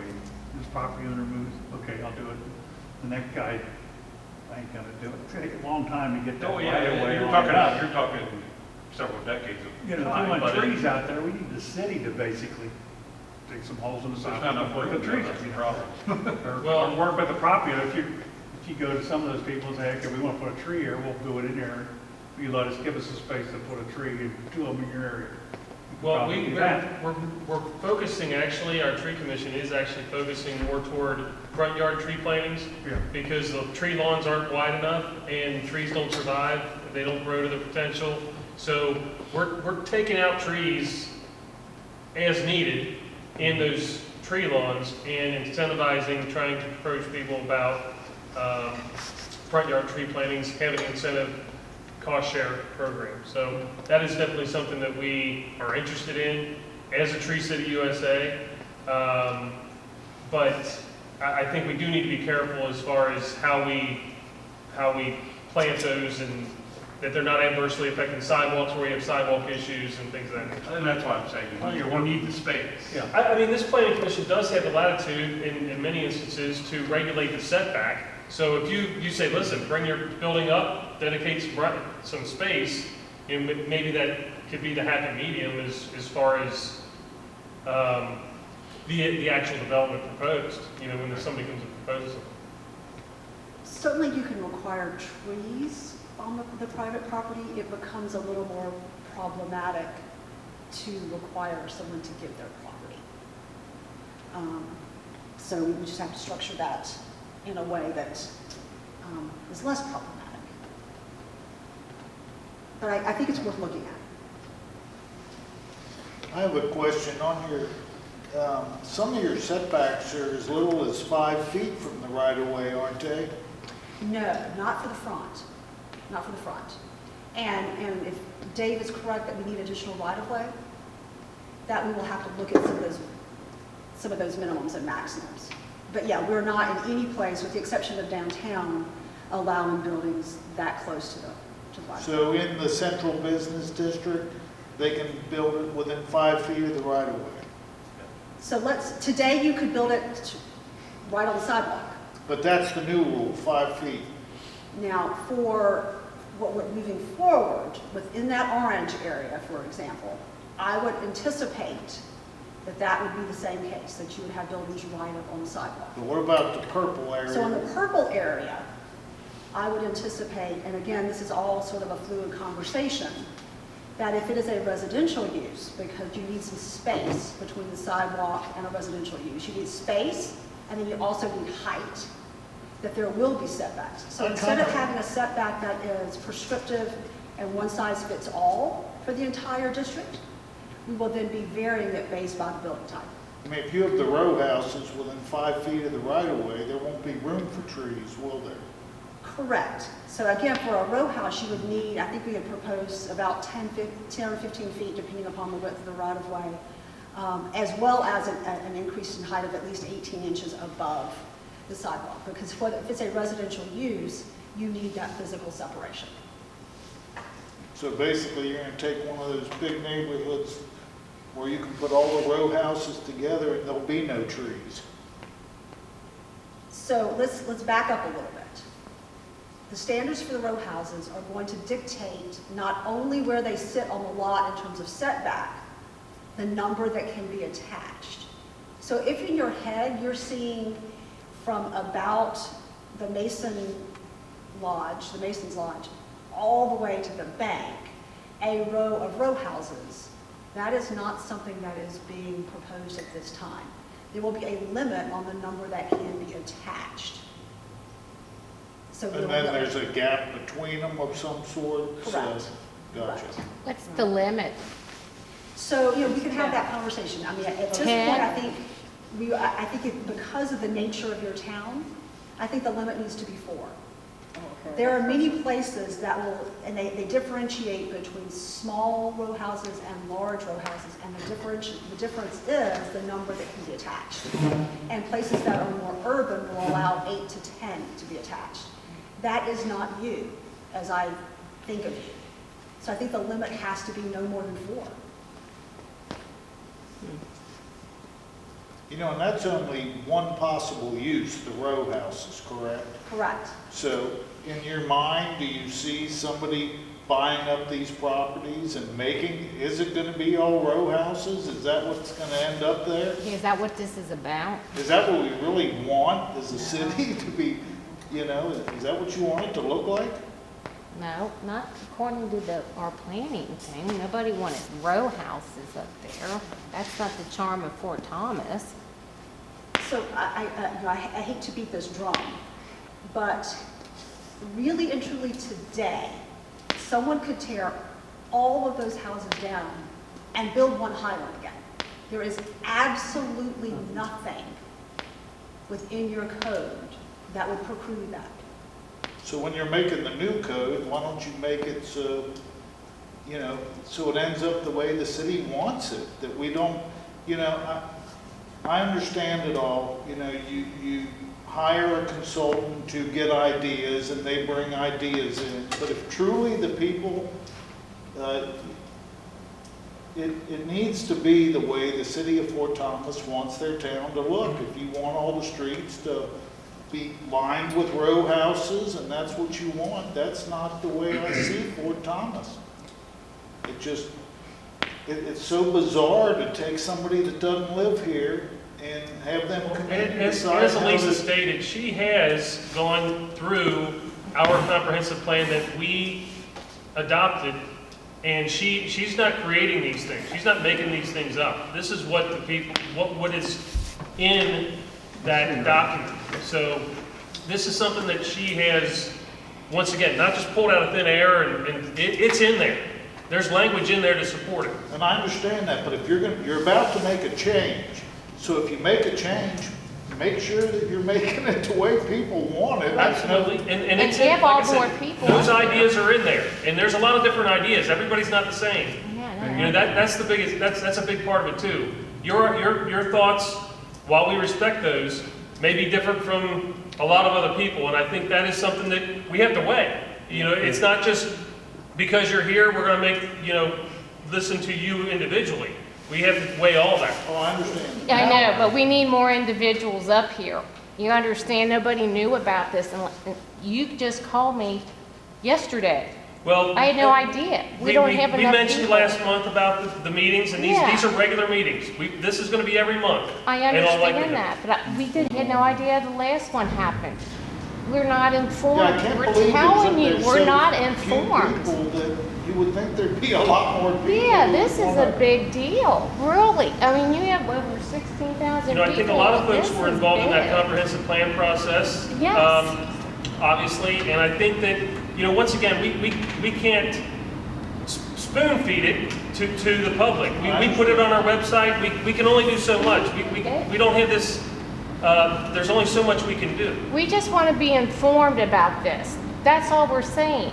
I mean, my son has to film it so we can tell everybody about it, because no one could have made it tonight. Well, you guys on the board, you all live in town too. Just make sure that you fully understand it and you're happy about what it could look like, and if that's what you really want it to look like. But he had to take more of the whole city. I mean, I don't want you to go based on our opinion, because there are other people, like you said, have different opinions from all of us. But if we had more informed people, then we could We've get more had of a people that don't want discussion. to change anything. I understand that. Zero. But that's Want all the right. town They're allowed to have exist, that But opinion. they don't want to change anything. We're not saying that. Now, that's a stagnant condition. We've got to change something, but how do you define what you want to change it to? That's why Very you need difficult. input Very from the difficult. whole city. And Rich and Sharon, I guess my point at this point, we all love this city. We love the way it is to a great degree. We're going to continue to work through the process. We really appreciate you guys being here, and they definitely Well, have it's heard our what you have to town, say. you know? But- and I'm glad that you've made your position clear. But we probably need to keep this meeting going now. Oh, I understand. Yeah, but Well, that being said, we keep the third Wednesday on your. Well, we do, but we want everybody to keep. Well, the ones you need to down get it out to front. them. We put it out to them in our, we feel like we're doing our part, putting it out, and once again, we can't spoon feed it to everybody. If the public is interested, they need to come to this meeting. Well, and hey, get they the word. need to know about it. That's all I'm saying. We don't even get a paper hardly to tell Mom, us. I'm just gonna say that Okay. this is not the conversation to bring up in a planning and zoning. Okay, that's fine. That's No, it's a fine. city council. But I think We it's, put I everything think on it's the also, like, if you go, our comprehensive plan, which is what, we're kind of tasked to kind of help implement for the last, even before this most recent one, so for the last 20 years of the plans that I've looked at, one of the goals of the city was to increase the density of the central business district so the businesses could survive in a central business district. And so it wasn't something that just kind of popped up out of this last one. It's just been very consistent that the fact the city leadership, the people on this commission, the people in the town that have helped craft those plans over the last 20 years have seen as a need. And so this is just an effort so because it's been in the comprehensive plan for quite a while, and it's in there again, it's just kind of an effort of trying to marry what the people in the town want and what the zoning code already allows you to do in a smart way. So I understand that. And just to reiterate, Jim, a comment about somebody living out of town, putting this plan together. Everything that has been done by CT has been heard from the community. It's from the community plan. It's from meetings with the planning commission. It's from meetings with the city. I mean, this is not a cookie cutter plan that's being proposed, that's being pushed out to the city. I mean, this is based on efforts that have occurred within the community. The fact is, there might only be 60 of you here tonight, but we had hundreds of citizens' input on the plan that we're using as the basis for this. For the last 5 years, we've been meeting. We had the first meeting we had at the city council change. We had what seemed to be a couple hundred people there. And they broke up into subgroups and looked at all these different issues. And this is what she's basing her design on here, is all that input we got from the citizens. And there was a bunch of citizens. Yeah. And Kevin has tonight, we weren't able to get a copy of this before tonight, some extra copies that really does go through, and you'll see text boxes on the side that said, these are the recommendations and this is the connection back to the community plan. So you can see where it connects back to the document that was adopted by the city in 2018. So believe it or not, we are almost to the end of this. I have 2 quick questions. Sure. Accessible parking, we talked about not having any parking. I mean, we're going to get a lawsuit from the Department of Justice as far as ADA goes if we don't have an accessible space on the commercial lot. So that's, I don't know how that factors into that, but we have to have an accessible space there. And in this district and the other one, we had a 50-foot maximum height, which that seems really tall to me. So I just wondered how all of you felt about a 50-foot maximum height. So that's your existing standard. I did not increase it at all. Yeah, I'm not saying it did. I'm saying 50 feet seems really high. I mean, what's one Highlander? That's like 40, 45? It's 50. It's 50, it's right at 50. Now keep in mind how you measure height, which is to the tallest portion of the building, which is unusual. Most places, in the case of one Highland, where it's a peaked roof, measure to the midpoint between the ridge and the eave. But for a flat roof building, it is always to the top. And yeah, and your existing standard for maximum height in general commercial is 50 feet. Just seemed to me that was high. And no one else feels that way, fine. It just seems awfully tall. Bouncing around, because that was one of the, bouncing around a lot on one island. Yeah. 42, They originally 50 feet. higher. They brought it back down, right? Yes, they It do. was originally proposed at 53, they brought it down to 50. So the maximum height number, it's very, very important, but it's a number in a chart. So we can certainly continue to have that conversation later on. For the Alexandria Pike district in particular, the community plan does talk about it being an economic engine for your community and it being the last prime spot for you to have economic development and redevelopment. And it talks a little bit about having those taller buildings along this corridor. But Kevin and Ron and I, when we had this discussion earlier, really didn't feel that more than 50 feet was going to be appropriate. In fact, truthfully, I had it taller because of the language that was in the community plan. And they both said, let's just keep with what's permitted.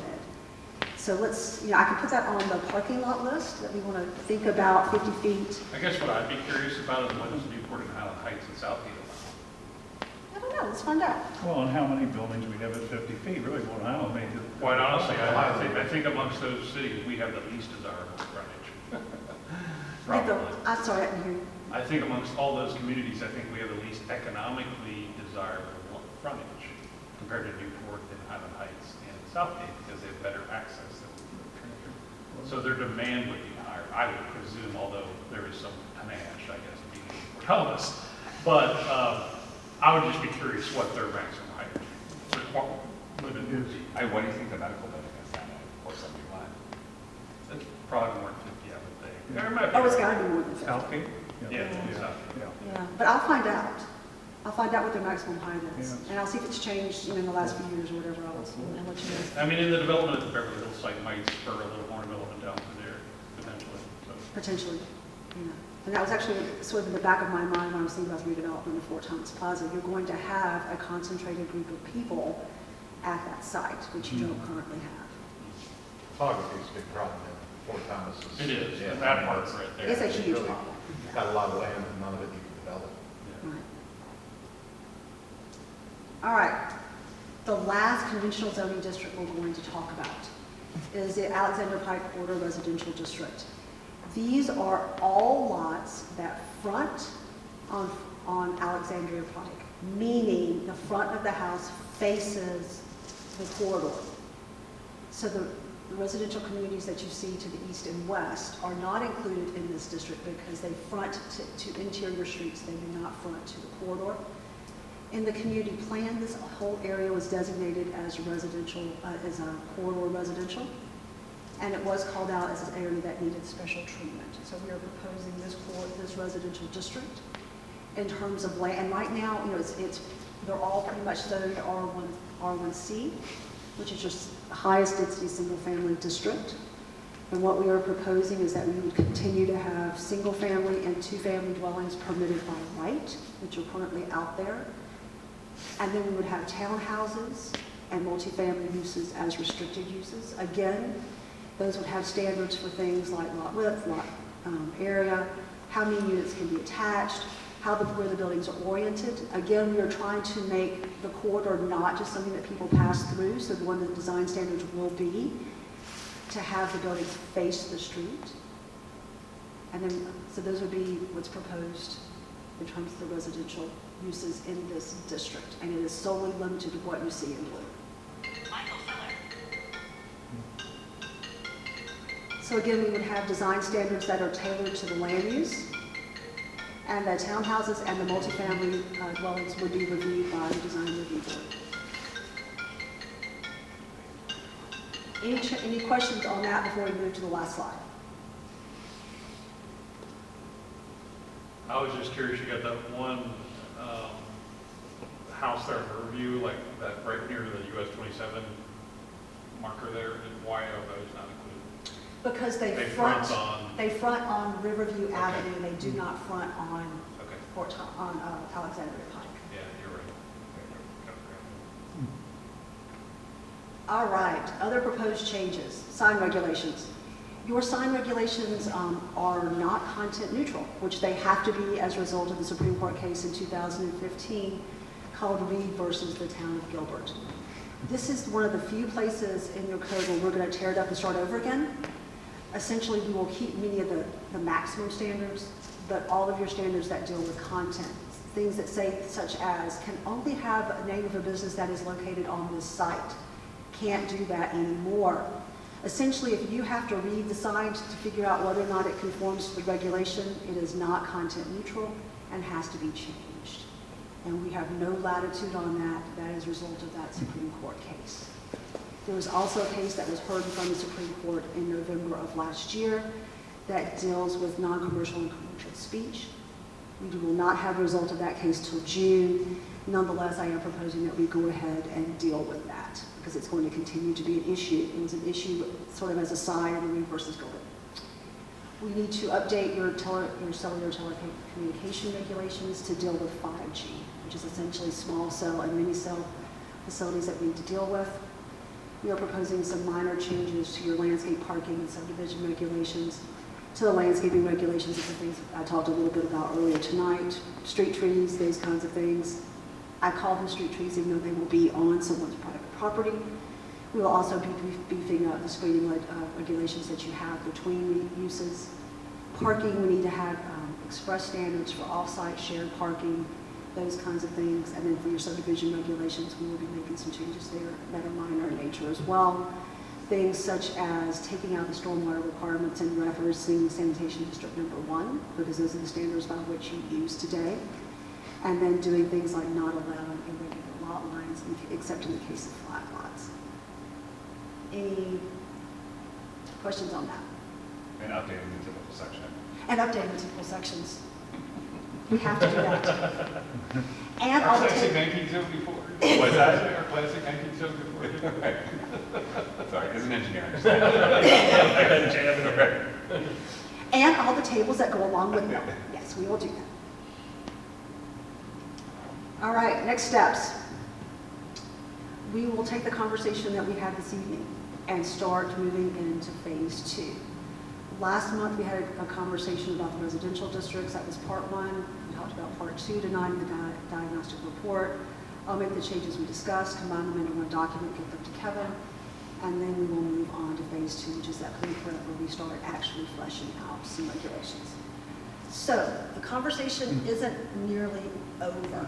We are, while we are concluding phase 1 and moving into phase 2, we still have lots of conversations to have, and we anticipate phase 2 lasting until the end of August. All right, any questions? That's my contact information. Call me, email me if anything occurs to you. And I thank you very much. I'll turn it back to Kevin.